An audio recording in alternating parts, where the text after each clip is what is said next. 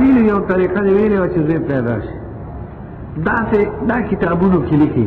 چې د کومې ښځې امید وي نو صورت یوسف علیه السلام د ډېر لولي نو امید دی چې خدای اولاد خشته ورکړي او زوی ورکړي خو دا یو وظیفه ده څه قطعي حکم خو نه دی او دا طریقه هم لیکلې ده کتابونو کې دا ګورې شرعي خبره نه ده هسې یو طبیعي خبره ده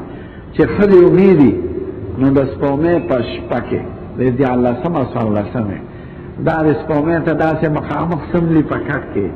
او چې څومره پیس کلي شي پاو نیم سیر دا د په دې سینه کېږي او د میاشتې ته دې ګوري یو ګنټه پس ته دا پیس کي داسې به درې شپې هره میاشت کې نو خدای پاک په اولاد خشته ورکړي دا یو طبیعي نظام دی ښځې چې امید وي نو باټینګن ډېر مه ورکوئ